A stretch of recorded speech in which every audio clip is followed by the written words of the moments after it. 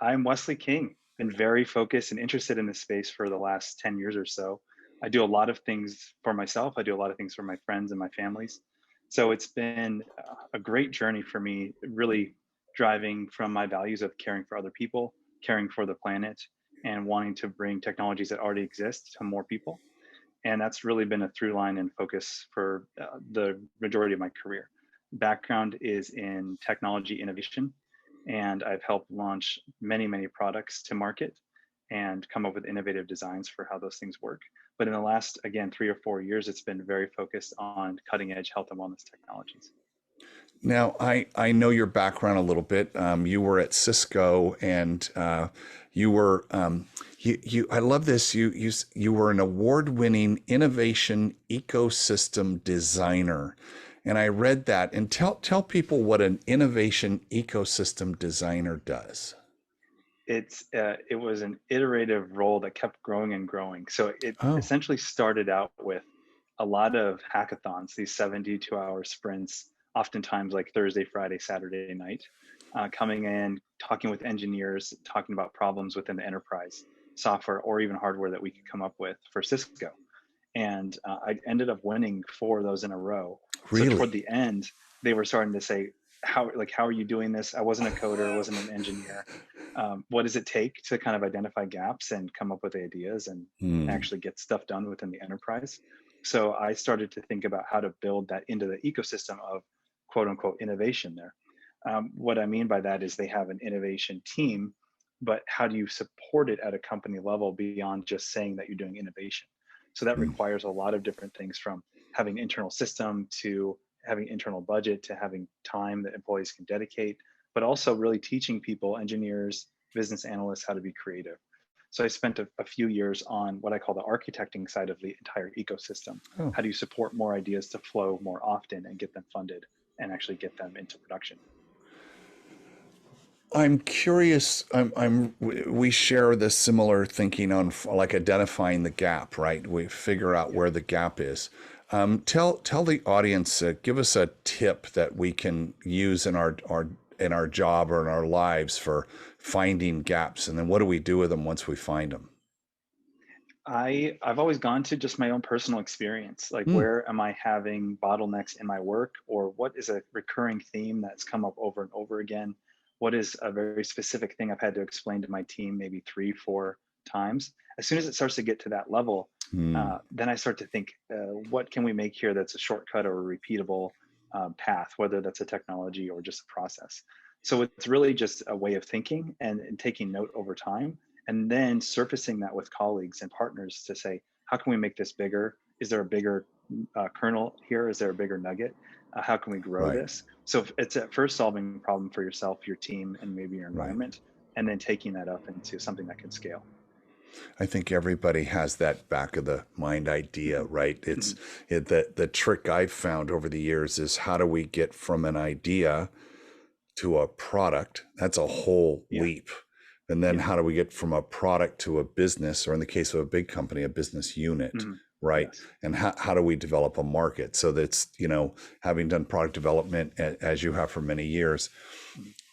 So you were focused on internal innovation, and then you started looking outside. So the same idea of finding ideas, but now you widen the net. How was it that you got so interested in health tech? It it was essentially another personal driven story. I Oh, was pretty overweight in college, and I got interested in nutrition and kinesiology through one class. I huh, started a process that was a pretty slow process of losing, I think, about 80 pounds over 18 months toward wow. the end of college. And Congratulations. that was fun. That was great. And that was the first time I'd done that. It also really set off a curiosity to, like, how is this happening? Why are certain things happening Mm, because of that? My hands were cold, my feet were cold. I wondered what that had to do with, like, hormonal systems, adrenal systems, that kind of thing. So it was really just a curiosity at that point. mm, And then as it started to grow into other people asking me for recommendations, for several mm. years, I thought, how would I ever be qualified to talk about this if I don't Right. understand the underlying systems? Sure. And then really realizing that the human body is one of the most complex Oh things my gosh. Right. out there that we still don't understand to the level of granular detail that we would like to in terms of in physics of how things work and like what's really going on within the entire system. So ended up stumbling upon this very complex area that there's, of course, a lot of science, a lot of medical You bet. science around, but still there is a significant part of the picture that we just don't quite get. So it ends up becoming more and more holistic. And so I just kept pulling those threads to the point where I felt confident in sharing that with other people that were asking for advice. So that led me down a journey of really wanting to get some certifications in coaching and in health. And I was on the path to do that when I got kind of sidetracked by technology, Oh. essentially. So, so the promise for this episode is around, Yeah. I love that the future is already here. It's just not evenly distributed. Yeah. And what I mean by that is that there are people now working on in labs doing research work, and then in commercial applications doing really applied things.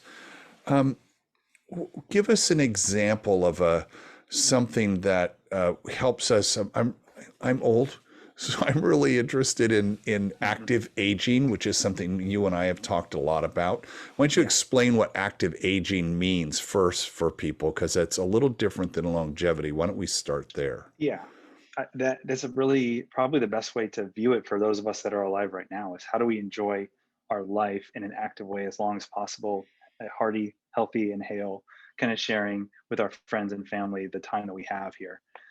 And that is probably the most pressing thing for us to think about versus trying to live to 200.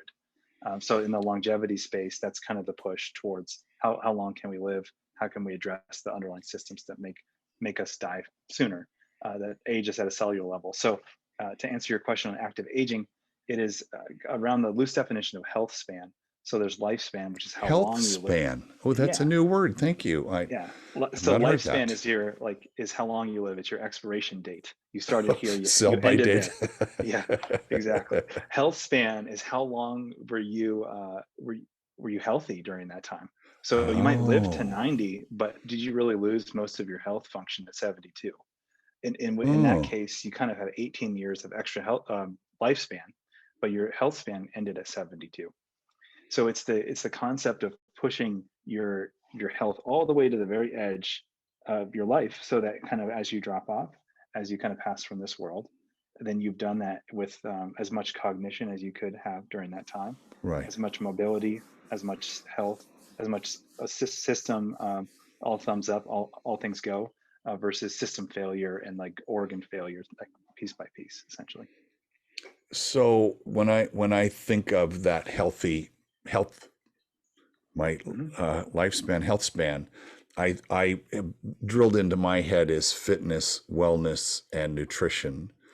Yeah. And wellness is meditating and sleeping, and fitness is I do my Apple Fitness every morning, and on nutrition I eat clean and healthy, and Hmm. uh, I'm going to guess that maybe there's some other things that we could add to that you're paying attention to maybe bolster those foundational things we should all be doing.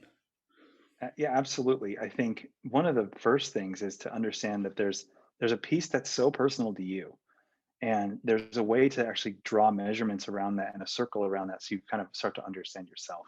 Hmm. And that is not only mentally, so like what actually makes you happy, and you'll discover that over the course of your life, but what makes you happy long term. What is a Hmm. sustainable thing, not just like chasing a hedonistic pleasure, but things that are giving you something that lasts, a lasting effect. And that would be the same for kind of health metrics as well. Understanding your unique setup as early as possible so that you can kind of track that across the decades. And so I think the one thing that I would bring to most people is what's your understanding of yourself, and how have you quantified that, and how have you qualified that? Have you put real data around it? And do you have baselines from your 20s, 30s, 40s, 50s, and 60s? And are you trying to track to those, or have things changed for you? And if so, is that acceptable to you in terms of the health metric side? And then in terms of the happiness side, then we start to look at things like blue zones and like why do people live so long there, and like what makes them happy. A lot of times it's the food, it's the environment, it's the lack of toxins in the water or the air, pollutants in the air, but it's also things like community and Yeah. sometimes an old world style of living where you know all your neighbors, you have your family members around, the grandmothers are still teaching the kids, that kind of thing. So there are aspects of social dynamics that matter to that as well, and those will be individualized. We talked with Dewey Freeman on a previous episode, and he was extolling the virtues of the social connection and the challenge we've had over the last 20 months of not the only connection we have is through this little Zoom window. There's still some people that's just like, no, I'm not going out, or I'm going out and I'm so bundled up, right? That Yeah. we miss that connection. And I've heard that quite often that one of the challenges as you get older is the isolation. And so what I'm hearing Mhm. from you is one of the things that we can do that's super easy is just have some friends. Mhm. Right? Absolutely. That's easy. No Yeah. technology is just Yeah. invite someone over for dinner. Yeah, there's I think one thing that comes up immediately is why might people not be friendly over the course of their life too? And that oftentimes because and we're set up differently socially and even genetically, but sometimes that's driven by acute traumatic events that people just they push other people away. So that's just something to explore. Sometimes it's something major, sometimes it's minor stuff. So I think we're learning a lot about the body's resilience and emotional processing system and how that interfaces with the central nervous system.